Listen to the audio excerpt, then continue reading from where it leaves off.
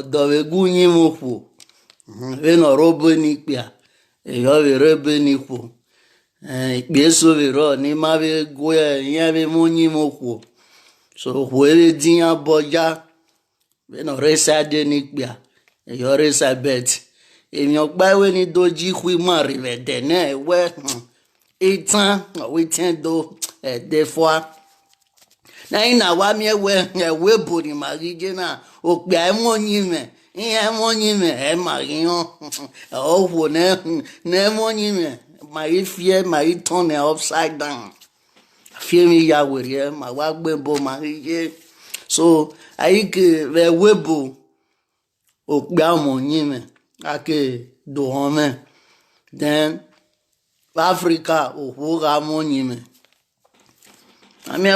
mami agboni marije wani rewa ejewebo nwegbe idola se fena ha mi gbe do ya fefefe ni rote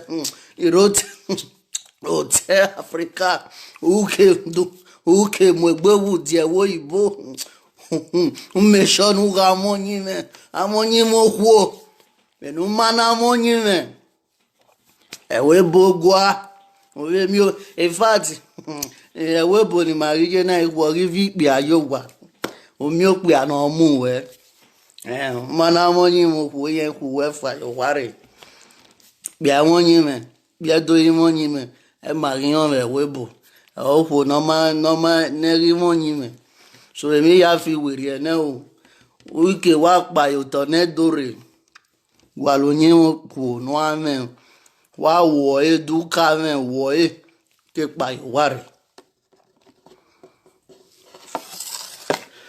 ẹ̀rẹ́ á gbé wọn ní sẹ̀ ẹ wá ní kárí wọn kọ̀ sẹ̀rẹ̀ rírọ̀ wàgà fíẹ́ náà bẹ̀ náà ọtí wà sí wárí ẹ̀kọ́ àwázẹ́gẹ̀rí ọ̀bẹ náà kọsọmọ kenire azegeri ovene igbo wemikpo iri edonu zomo edo awaze iri edo medo gugwa wanere wani mudia ye wani dera no wani mudia ne ema utewe bonaru dawume ebe owe kono saya mo kono mane eko ni ave se ya wan e gbogbo mu na o kemi no mu na me so no matter what mu dia no man ko si ga dan me o ti ma gba nínú mi sta boni ma we magin o ya describe biari giri ebe ne o mu dia magin de do da fún o si o da fún mu dia yo de do na be ara me ayo ba we o ri no na ni awo ni ayan na idomi yan na mi ebe yan mi ebe I greet you my brother ayan na mi ebe na yan na we go ya ni asa ne ke go ade na e ko do return o teme kinu do ni ma to si ni mo ja umudia ebe amuria imi agbona wase do va mi ya emenu wa ya ma kan sisu we nene gahia kemi wo gbo ma yen se bun kemi no riri u so ai ona meta oviedo ma ya hin apart from oviedo Africa uri ebe no man eru da misbehave or me anything wa ime mo ame na ipa aka mari oba yan na do gbe ebe ma be di ma yan na be do musa yoru we no do asa ho ni ayen ize view de ni ele yen mayen ni rayu be mi no biawo ma mana ni wati mana gbon wo ma koso ti be sunu da ku ifu be we ameke nene sunu wa gaviena so ni do imi ye do ya fe ko gba ko wa ere uwe mi verio la wo ga we no man ri a o je vare o wa ku ne a ire okun ai huo ne ana huefua ne ai re kun so wala wo me no dion wo re mi jai do mi wa re ra yo ba lo ne mani bun ora aye be ne gbe yato lo ma ya to lo e ko sara to lo to bulo wala la o ko pe akoko ipo we mu dia no pe a ri be we ri ebe no pe a maybe o pe ani wa misbehave ya wo re no mi no gba iwu ipe a wa ni bun egbe ani bun wa iwa me pi wa me bene wa ga use advantage ni o no ro wo do we tu hian lo ye ke oye be ri go nu eso wenu mi go we mani digo yin we wa gwa lo o we ka ma we yen mo do eso wa lo ye kian ke ko o wa mi na we e wo give away èmi na we e wo give away e gbe kun wa ọmọ nu we o we wa lo ye ke o da ono money here ya re we ko wa kiri wo nyima to si no e nyime no gba yeye there is a neighbor here a d business or you no we ne we no au ne uri au ye vare da dore wa kionge da dore kionge eno do a miene a na ke mi oku o wa we kama wi yen bo da fin giro ọ̀dà fi yẹn rírọ̀ ìyàwó ẹ̀rí ku ọmọ ẹ̀kọ́ nìyẹn ọ̀hí yẹn yọ ọgbẹ́ ìyàn rà gáì nẹ̀ òviẹ̀rẹ̀ free dúwà ẹ̀tí rè kárí hàn that is different case maybe ọ̀hàmà yọ ọ̀dà fi yẹn rẹ̀ ẹ̀wíyọ̀ mọ̀ ẹ̀yọ́rọ̀ bọ̀ náà pa ẹ̀rẹ̀ ọ̀dà fi yẹn gíyàn wọn àdé wà ní bún wà bí wọn gbọ̀nsọ̀ ọ̀dà fi yẹn rè kọlu wà ọ̀rá ọ̀sì ọ̀dà fún wáyé ẹgí wà yá zìn pẹ̀lú wà lò wòyànà irú tó tẹ́wé bò náà máa ń mìíràn àyín mú náà wẹ̀ ọ̀wọ́ hàn sí wẹ̀ rúdà wẹ̀ kárí rà náà wẹ̀ wẹ̀ mẹ́ bẹ́ẹ̀ni náà wẹ̀ ọ̀sì ẹ̀rì kọ́lì ọ̀sì wẹ̀ kọ́lì wẹ̀ ọ̀sì mẹ́ igi ọ̀wọ̀ kan mẹ́ dé mudia ẹ̀zẹ̀wẹ̀ ọ̀wẹ́ ọmọ mama mi àmì ọmọ mi ràn bí i wá wẹ̀ wá rí ọ̀wọ̀ kan orí ẹ̀ lò yẹ bí yé bẹ́ẹ̀dì wà ló yẹ kí eku wá bí jọjú wá eka tòsí yín má tòsí wà ní wà stop ẹ̀ wà bá ẹ̀ mi náà kẹ́kẹ́ ìyẹn ìhùwé so náà tọ́ pa náà kẹ́ wari da fún wa kò bí sẹ́rí ẹnu ẹ̀ wọ́n nu yà mú díà nu yà dọ́lù dẹ́yì yẹn di wàrà ìsèwà wàrà gbàlùpìà ìfàsínú wà mú àkàrà náà wà ìhòòhùn wà yà àkàrà yàdúẹ́ èrò ní wàrí àrí áfíríkà rẹ̀ yà àwọn èèyàn rẹ̀ ẹ̀mí náà gbà ènìyàn wà ní ìpè àná rẹ̀ mú díà ní ìpò náà rí bọ́ yébè níbi ìgbà náà wà ní bún wàhálà ní wàhálà wẹ̀rù dìrò rúdàkàrà wà sófin especially wà òkú onírẹ̀ wà mọ̀ọ́sẹ̀ wà mẹ́gbẹ́ ẹgbẹ́ ọyẹ bọ̀lọ̀sọ̀ wà ọ̀nù wà ẹ̀wọ̀ wà máa wẹ̀ ọmọ anyá mi wẹ̀ ọ̀nù wẹ̀ ẹni ọ̀wẹ̀ wà ìrágé mi rẹ̀ awójú wà láwòwò ezegeri niwe iwame zege bakotona so no wa ya fefefe no gwan yo huni ni amie omo oke va bi uke ha wa ya wa wese ke no gwan yo se ke no ma gwan yo se wa wese so kwan aron eva ehiari e good dostina on ma no dion we emegare maka gbẹdọn god ima gbẹdọn máa wá dé yẹmẹ bẹrẹ ọ so máa dán mi ọ máa rénà gún àyọsẹ gènẹ gún àyọsẹ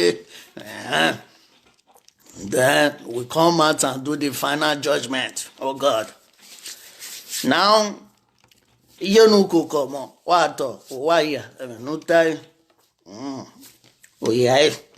Where's $1 boy. Hey, you know precious milk. What? Precious milk. Oh, but me you give up precious milk. Give it Mediana. Oh God. Mediana. Oh, we got ya. Now, woman, you been. The boy you were. Good those of you way say. Shop no co. Well, worry no co. Oh God. Hey, no. Yeah, Vanny. I really pass marking. Yeah, wagwan. You matter na say. Wa ike abonye. Ano. Wama nuenokbia. Waya no kwoni wari line do ta waya man no man walking wa na me mo kwoni erogba wa ban we don ere gba ni ra ito we kin gbe iwon wa lele wo ga upo la enupo no gbera gba na report we who vie gesire human trafficking on a report well. Yeah, woni na ya be gesini na mi we fan. After self talk, ya no eti ba. Ya report well. We trafficking hu. Why una ye ke wa we na ye so aku. So what are you saying? Government okay now gba no wo about the hospital now wa mo na fear for agbi. Okay. Okay, now I'm more one. Every year, we tie. In fact, my sister, yeah, what you something? I go, and I don't like the media do atalo that will not solve the problem. Rockbama, me no demu, and we no be no raw. We no be no raw. Eka to see. So bad. If you don't know some, why we get a network is that they are misbehaving, huh?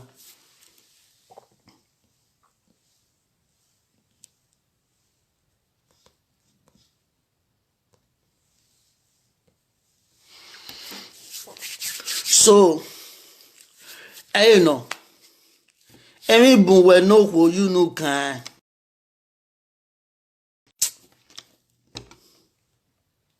So, Kwan,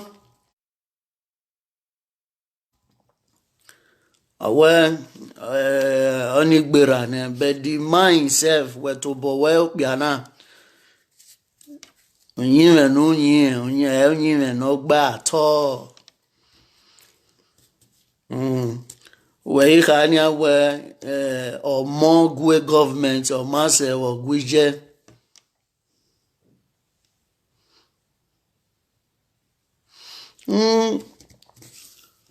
Because Imam no know any demand. Yes, we know, but have Yemi Here, you know, have ya bode. Tahi have bode man who did. Where iriagele where aya bonyo and ereva diriagele way. Mareva marokba reva manyeti wajeme no kona die odo yibale gbedo ta lo mama so kwa wanibun wajaji wa mie all the name ipe anire we boyan ma wanibun ya mi e wo bo but dere mata no beni gele tai we na ya ka me government arioba we money or obe government or mass or obije eka to si ni unye me dan nihin owijo mo ga momo evie eze gbebe there is nothing like I mean ijo mona ko komo alogan ero oriri aje prefer that child stay with his own mother is better than the government. Yes, oi ma hijo, si ai ne mi jo meme o wanyo o si Morocco kemi kemi no riri au wa si ai o meme ye ti ko kom obie o ya koke o si ayo eva aduke uke adowe eya biele ije ahun. So wa okpe averio unaga nyunyi me dan verio werio no yen we a o sien because ihu ni bun uke do wa when ya tell na mi ma wa we it go be like film for your eye one day wa yaji wa ore take the man or yoke or joke o isunu na wa do agoladian. It take two to tango. Ọwọ́ sèvá àkútọ́pá kanọpá ìkùmí ènàtọ̀ ìkùmí ẹ̀ sèvá yọ̀vẹ̀rọ̀vẹ̀ marriage ọ̀pá two captain can never yẹn tí a yẹ captain one chip ẹ̀wọ̀ tọ́pá kanọ either the man mwegberi ụtọ lene the woman or the woman we mwegberi ụtọ. But a case whoever waga drag agberu lifestyle waga live. So no we ni kamuwa wa una okbia una we eriono we robe government o man say you can we cook be down be down okay. Wayani at least of your robot who TV TV call my phone my phone or many twe or well we are my tier government in here my phone or when no twe are you can go where government I can't greet my pikin.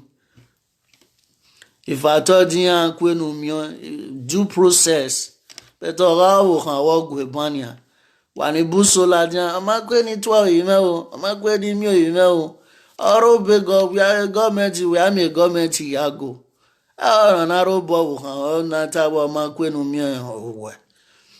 So we still prefer the children they are in the hands of their mother is better than the arioba.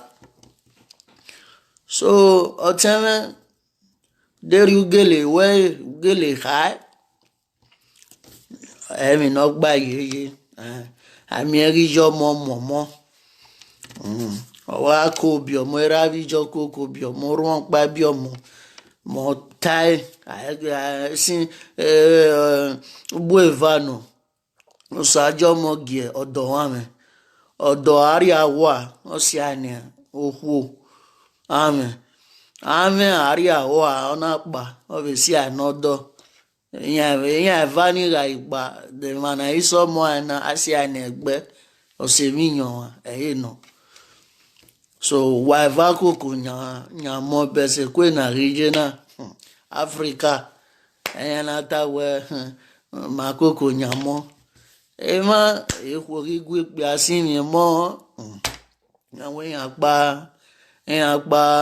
èèyàn yìnyín ọyà mẹtí táwa wàwáyà YVF wàyà despam wàwá dọtòbọ wẹyì ẹyúwé gbé wẹ wà àwà ń wọpá yàn wà ọmọbẹgbẹ do drag ọmọbẹgbẹ drag wà dọ àríkè nànà dẹ kàmi dọtọ wà lọyẹ hìn wẹ wà rẹ ukiwe tobowe wa lóye wọn rí àti yọ wọn taking wà mú kí àwọn abíọ́kì ọwọ́ ẹ̀ ọ̀wọ́n pé ayédè ní àwọn tó kà máa wẹ́wẹ́ èyí yẹn fi ẹkún yàn érò ọmọ náà nọ́pà wà ìgò pé àwọ̀ ẹ̀ ní ọ̀dọ̀ àmì ní ẹ̀dẹ̀ àrí ẹ̀dẹ̀ ọ̀rẹ́ bá rẹ̀ àwẹ̀nuwẹ̀ máa lè lọ́dọ̀ àmì ò máa lè lò gbé ayúpò ọmọ ayá rẹ̀ ọmọ rẹ̀ rẹ̀ ní wà wẹ́ ìyẹn ayọ̀ wakpa wanyamo I were at least the percentage I wari ojase again waya mwe COVID ya the pain and everything wari ojase but out of 100%. Well, I mean, 30%. Why we are any the men or all? Why we are any piano raw? Why we the 70? Oh, why we 60? Why we 40 year? Here, why in fact, why we in a tier cent? Why there any demand? Just take 100%. Wow, have your 1 year demand. They are just nothing. So I beg you, my fear cool wabo. Try give my friend to fear queen wabo. Cause every madoma, every man, you know why I'm a fear queen. Ain't deny where so why come I where or mona I'm my show monya. I'm a boy, I'm monya quay. But you mania men, I'm here where we see a badawunu or hamo dafon where or mona where. Yes, you worry. So, you know, yeah, don't know some manta no where na yoro we no ya me kabo wala jan we na you know is a get we kakan yoro no your mose a video no da wa oni ano wa trade here when having an here tama we me no dion we I must surely tell you the truth okay I would ye kinana te mata. Now, yeah, when it the have the voice record, but I don't think. Jenna.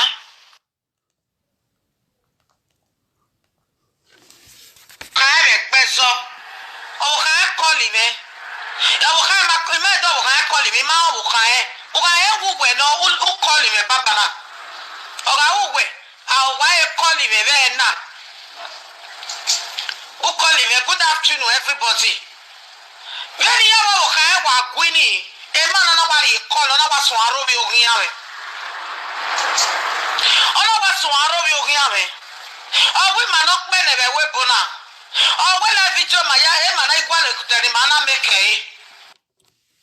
You're never Monza, Granny Maturina. I love you, one wanna make a. I love you, wanna make a. A matogi, what a mukbam wearing a very matogi. We may make a when I want to make a. Love you, wanna make a. When my estate even then, a live video where your estate, a live video when we do what we could do, 45 million, a live video when ya, what a matter, where we are matter, well, yes, no one, matter, who you baby, live video, man, make a. I no do how okay. At least we are not here when you feel busy. La video wanna make it. Oh, when you want to love it up, we not be we're not be a oh, what can now? You want On your power, la video setting boy. I said dog well, man. La video wanna way la video ne. La video I have work be live video. Oh God. Work be live video. Oh, Biani ma turn is save. The live video I have be you renove your mose. You renove your mosaic be live video. Yeah, my own way. When I have research. Oh God. so okay, boy, I saw boy, have honor we pay, we calling, no, you're calling me. In a way, OB you. In my way, fear the call. Because you know when you learn him, so boy, you do your advice. Oh, very well. Una we no learn him so boy, no do ya advice ikpia. We ire nya ikwo we ga advice. Ikpia we do advice. We learn him. You study something from that color. You now come online and use it to advise the women, not the men. Point of correction. Okay, not to expect you, Yana. Jesus. Abo meme wa mo ko to piano wa kenya o me. Me no piano wa jo hono lo wa no iro tag na me o me. O wa je no ko meme no ru no ru wa. Ipi o meme bu we bo. Iya we ne ya bu wa me karata. Ipi o meme bu we bo. Yore, we bio meme bu we bo. Like seriously? Bio meme bu we bo. Meme mi bia we bo na esola dia. Winye meme ya na mi omo o ya na ku efa bisi wona. O dan yen meme ekwo me ho, ekwo sola dia. Ya mi omo o, ya winye meme o, ye ma de normal o, de depression o. Ya na o rudoni ya na mi omo. Ekwo wa sola dia we bo na. Nanya ikbia rudu bia your followers husband called you to just warn you where onyime no bokin yin wa yen may understand ruda we rudu because when your bokan lele udenuri ene oya we mi wa rọgba iwa weminia una ya generalize ikpia ya no ware webo we omemo bunse wuwe ede Isi ahono kame ko. Wa jo say hallelujah. Wa ka wo ye na ebe bo hallelujah. Ipi o meme bu we bo. Eri o te ka je. Ipi o meme bu we bo. Iyan fi Italy, iyan fi Germany, iyan fi France. Jesu ikpia re France ve Germany kenire Italy ware mi emoge wa ma meme de ọmọ apáná ìwà rẹ̀ gbàgbé owó tẹ́kọ̀ ẹ̀kọ́ fún yẹn yàájúwà ẹ wọ́ mẹ́mẹ́ mẹ́nà díọ̀n wèé ọ̀rẹ́ mi jà ìkíwà ẹ wọ́ mẹ́mẹ́ ní ìdókíwà ẹ wàá rẹ̀ sùn ẹ̀ èyí ò wò náà pàrẹ́ làdìyàn abẹ́rẹ́ ní dùwátì ẹ̀bì ní mẹ́yà gùn àbáníà wà wọ́ díọ̀n wèé rẹ̀ gùn à wàá dògùn rẹ̀ ìdẹ́rù dání náà mẹ́ ìjẹ́ mẹ́ òkú ẹ̀dọ́ náà. Ime okwu edo ime itienigwo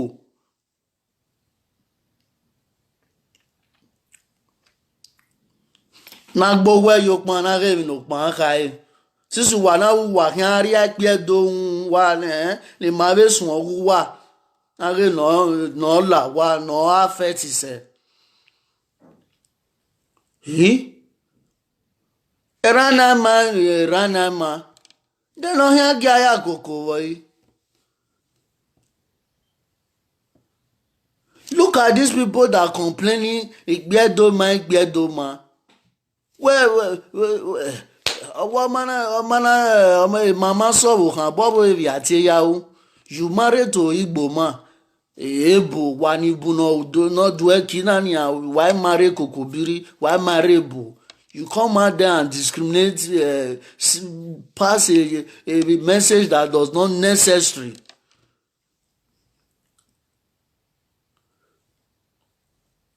Venu or less wani blog wani we analyze video ni of wagbe odewo or less wa metin ni pia wo pia we do we sound we do state ni precisely wa metin ni pia wa mera wa be mo ruan alagbe ahian Aniya wa mo boje.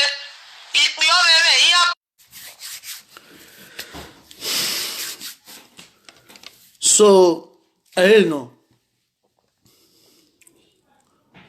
uwo pe o meme bun we webo usega oni ya ka me go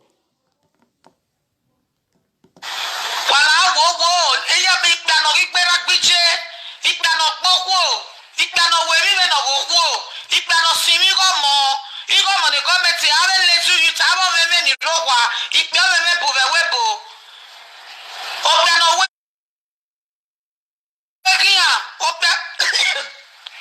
Ogba ni aba da oboka na yanu wetana de no hwe dovo atami meseri ori hwoni ware France ni edin akweye wagaro di piedo yawe edin wato oge o wana rudi piedo yawe na ya va edin oge wata wagalo rudi piedo yawe na ya gbe edin waje wana rudi piedo yawe edin oh God afelo awe France women iware France awe edin eyan wa salo no dafiyan egun yan we no re edin ki mẹ́mẹ́ dèrè ìwà gbé ẹ̀dín wáyà ẹ̀dín competition wáwé ní amú ẹ̀gbọ́ wáyé lè wáyé ìwìnàná wáyé training wáyà àwọn ẹ̀ gbọ́dá fún wàwá náà gbélé ẹ̀dín wàròdì pẹ́ẹ́dọ̀yàwó ẹ̀dín tó rè o wàròdì pẹ́ẹ́dọ̀yàwó ẹ̀ náà yà va ẹ̀dín òrè wẹ̀ta wẹ̀nàròdì pẹ́ẹ́dọ̀yàwó ẹ̀ náà yà gẹ́tì ẹ̀dín wẹ̀jẹ̀ àwọn anáròdì pẹ́ẹ́dọ̀yàwó ẹ̀dín ò tọ́fẹ́ lò ó.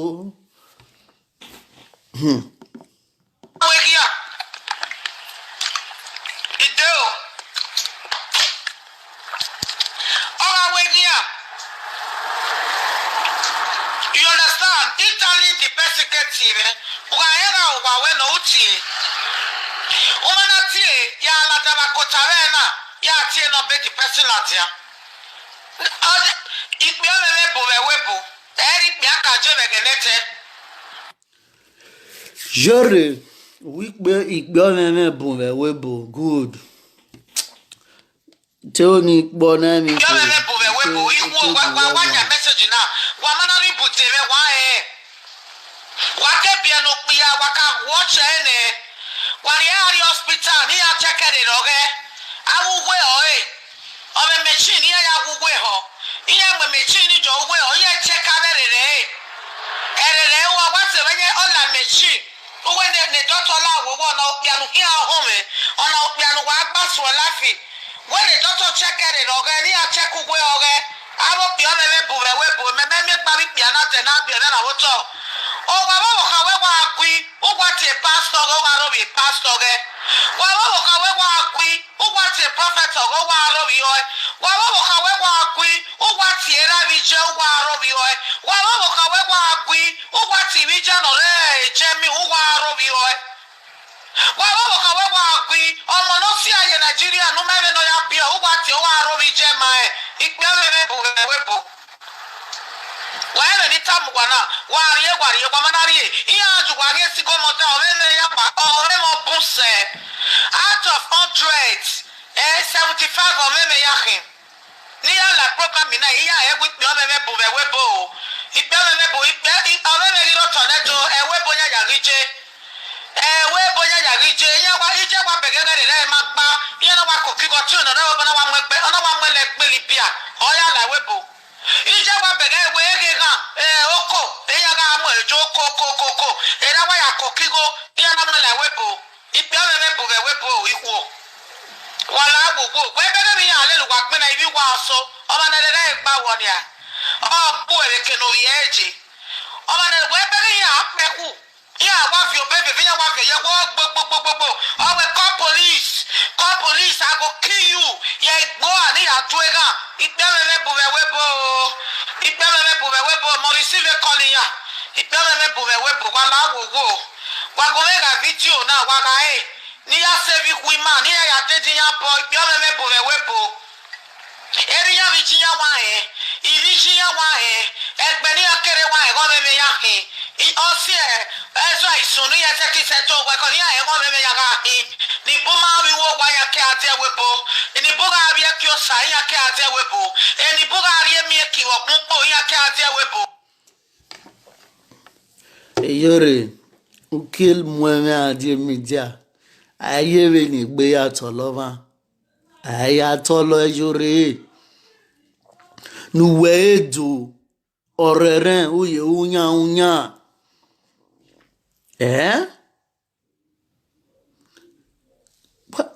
God, I don't just know. Man, dedene ave gbe ìwérí anya stop the media na. Eke ni meje odion we. E media ni mena dion we. Ewe na miene a wewe ikbi omeme bume webu.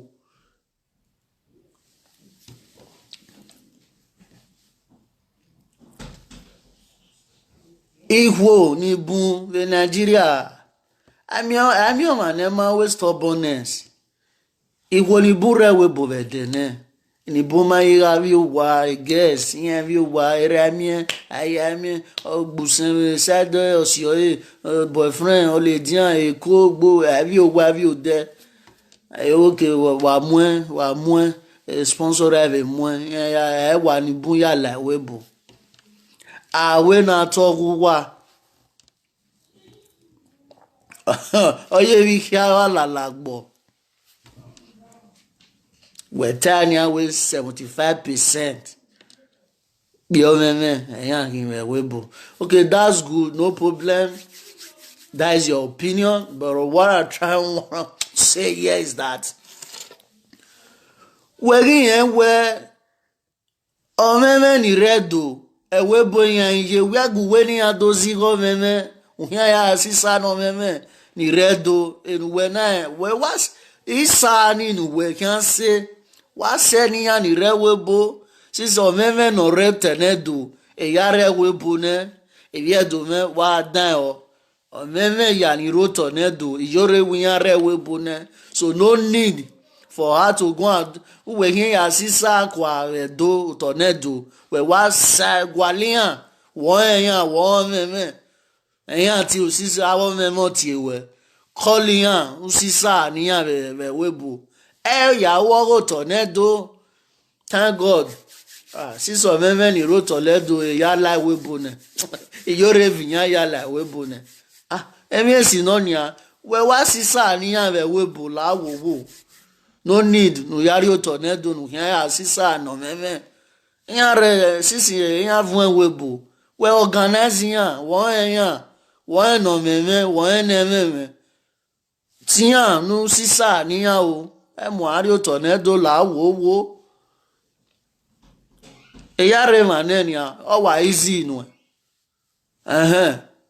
and number two, una highway una able we yata we especially the Benin speaking and the Ishame. Esan oje, una de yera now, na yera.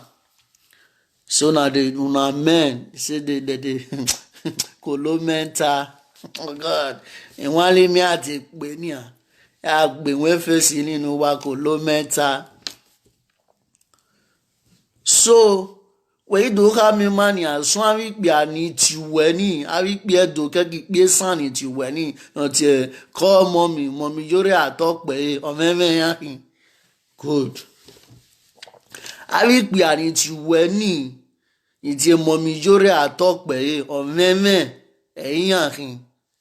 Rikai na how see so you're we do give my dene wa wi gbe san ke gbe do ni ti we live video ni rawe mommy jore atope o meyan ri po meme o meme eyan yakin. That's good.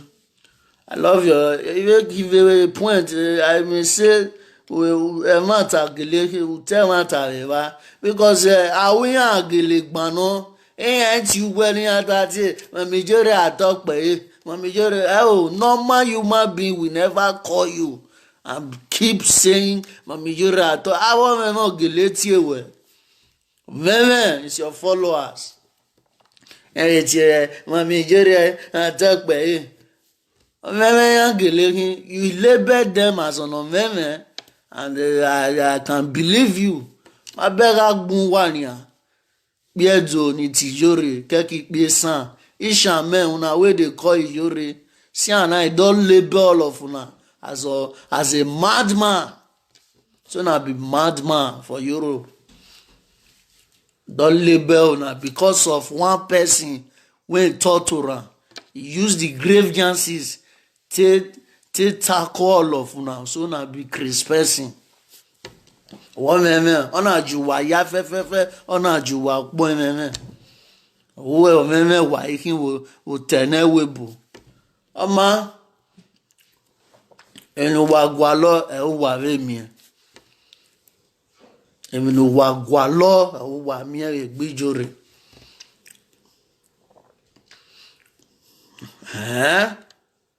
Ya ve kin ava gbon. Igbe aya ni waro te webo na go meme yan yori. Me we mi o me ju wa o we me mi o dole wu we dolo wa ya soji so we run we muria gba no ma fo we nu doloji so run we muria nu we muria no ro o ki agbe kolu we na we me ji we mwenwe mu una we tu ri ogo ne una arovio ya we ni gbe don't know. Any boom, a Kenya Coco Selu, the Manijana Arai, or Chiana Wama, then our when I was a webo, or him was a webo, Ekenanako komeme muselu ehwevereva. A psychiatric muselu. Enha mawewe ikbiakpa omemeba ehwereva wememioku utonedo. Nori ukmofwa. In fact, these days in Mawami and Facebook equal near Yahweh Yahoo. Yahweh yes one or bunse. So we yoli tami mania where ni buvo ave relocate ya ana khweya ana jiya wana muya die webo. O meme rikwo ikbi akpaji. Dave no wa. Waga viena.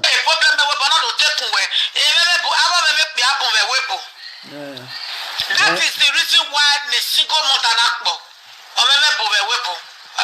Amami kwero, amami bia, obun sebe webo, orihu, ero, amiohu, amio meme bohu, bia na mio. Aneno meme, we ni bunve yo biyan si Morocco we ya gbogbo ebet. Wa ni wo, wa be zedi amune no meme kuyan. Wa mwen, wa kie, wo ma mwa, wa meme ni, wa mukuyan. We do ala media na, we can live no meme, we can sisa na, ni azigo ju na, yan contribute, we are live no meme ni real tenedo. Nanya, na we do confirm in my ma we, o meme giro tenedo, ya la we bone. No need now. No need. That means ego ni answer we refund there. We refund there. Since whoever ni wrote on them do, yala we bone. We refund the money ni a contributing we. Just refund the money. We ni agagui. Whoever gi redo nu we nya sisa na we wasa sisa ni rewebu nu we ni atie we ni. I call it organizing anu sisa ni ya. Ijo meme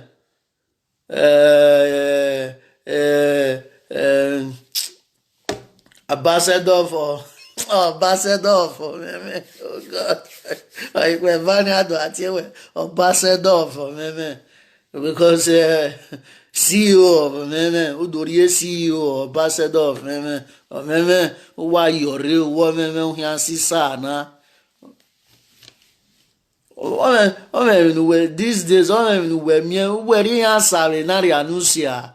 No weri ome mosa, duri ome mosa. Wait aladia. Ni agwe asana. Why asisa kwe meme buve webu. Every dan ne den. Meme my phone Huh? They do weri answer nari anusi. Oteme try no I answer. Isa na, Isa isuwe. We are Isa brabia. Oh God. Ayore Isa brabo meme. Oh, man, always in here. And he doesn't care to know. So, we be a doke keep be san. Oh, wow, no me. And when I marry, Ovigbo, Nama, Ebu, Nuri, Baria, Ovigbo, Ewe, amen. Hijore la wo edo yin awere yo boy otanedore zo bowekun zedo bowekun la wo zedo bowekun oti mare retire mien I will so much even here where is that ware ira mujayo keria uda we mare kokobiri oya we mwe video ni unaga analyze e video ni yoreka o asokpa no na ha we reve unyime ni hu keke ni hu anyi dai wa onu mare ukbedu ga unyime no hianyi wa anyu nyime na wa ukbedu wa ti gwedia retire me video ni uma mu eladianu do analyze una fi off uma bere video ni na ne video ni yore ya joja ni ewonu wekere retire me we me tien ni gbia era we bi well vie do no now a video no ikwoni wuwe ya joja ne igbia ya fe no kedo state ire when amuela jauna do analyze when he are down una when he are down no kata we venu wa unyimenu wa anyi na na mie we wa tigwe biedoja uma money lere onudo analyze because oni ma kan we because we ma mu biedo kokobiri we lele awe boka biena ke bona do bieni kokobiri amakan we da ijoje na ya condemn ya una do pe we mamaro gbedo marie otedo esan oviora ovia unshi nothing egbe video record video o be fia ofo wa ri a ogbera ya ogbera Uria ogbera enu do omuela dan do analyze enu we na mare kokobiri we ovie sangu we ro wa ahunshi agbede bini five nobody from those states is your husband we oriove we riri kwa fun then we mi ke na joja ne ikpiano ke evonu wekere una do analyze wo gelegele omeme mami sade kokobiri omeme ro mami sado igbo nuwana ekenuwana omodo omeme ro omeme ro ekenuwa kere evani omemeji davenuwa eron bien moins na ya yuwo ma biele mono jeve nu waje we ni amwe khariave we no ma bieja ne we won o me re ke wana o do ekenu wana o do me ro bet o me na re ke nu wakere evonu wakere va ni o me meji o me be ro na ga di main side ere ni kwono ro wa teme wa kun five no jozo wa we mi wa ya o we mani ke wa mani o we mi wo we mi ni atala jana e mo be ahun